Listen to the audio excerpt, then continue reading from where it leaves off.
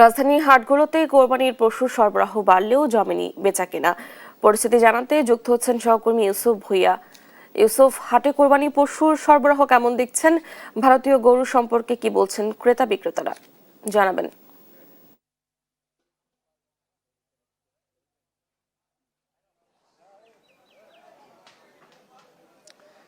এখন পর্যন্ত ডানা যেমনটি বলছিলেন যে ক্রেতা বিক্রেতাদের যে কথা বলছেন যে প্রত্যাশিত অনুযায়ী এখন পর্যন্ত কিন্তু বিক্রি বাড়েনি।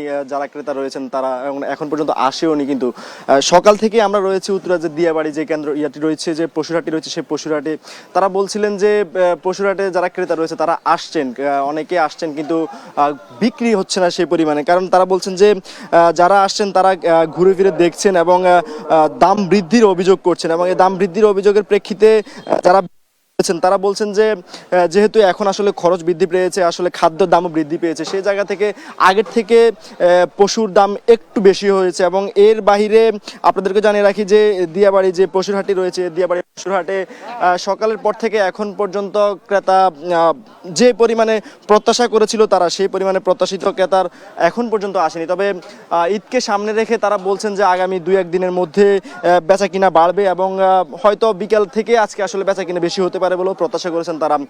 এর বাইরে আপনাদেরকে জানিয়ে রাখি মাঝারি থেকে যে ছোট গরু যেগুলো রয়েছে সেই গরুগুলো কিন্তু চাহিদার শীর্ষে রয়েছে এখন পর্যন্ত। কারণ আপনি জানেন যে আরেকটি বিষয় আপনাদেরকে জানিয়ে রাখি, যেহেতু ঢাকার যে পশুর হাটগুলো রয়েছে সেই পশুর হাটগুলোতে কিন্তু বিক্রি কিন্তু একটু শেষ সময়ে হয়ে থাকে, এমনটি বলছেন যারা এখানে খামারি রয়েছে। দেশের বিভিন্ন প্রান্ত থেকে যে খামারিরা এসেছেন সেই খামারিরা বলছেন যে শেষ মুহূর্তে হয়তো বিক্রিটা আরও বাড়বে।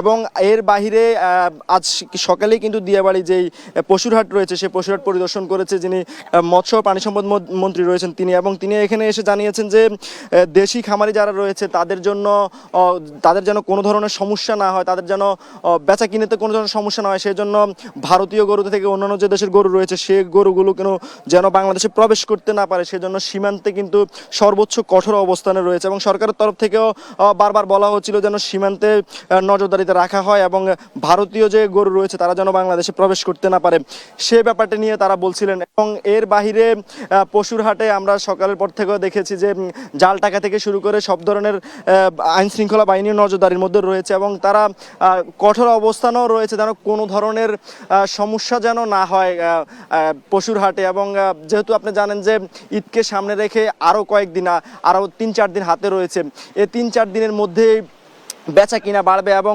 প্রত্যাশিত অনুযায়ী যে বিক্রি সেই বিক্রিও হবে তারা প্রত্যাশা করছেন যারা খামারি বা বিভিন্ন জায়গা থেকে দেশের বিভিন্ন প্রান্ত থেকে যারা এখানে এসেছেন তারা। তো এর বাহিরে আমরা এই গরুর হাটে কিন্তু এখন পর্যন্ত বাংলাদেশি খামারিদের বা কৃষকদের গরুর বাইরে অন্য কোনো দেশের গরু এখন পর্যন্ত দেখতে পাইনি। তবে অন্যান্য পশুর হাটে কিন্তু এমনটা লক্ষ্য করা গিয়েছে। তো রাজধানীর দিয়াবাড়ি পশুর হাট থেকে ছিল সবশেষ তথ্য আমার কাছে।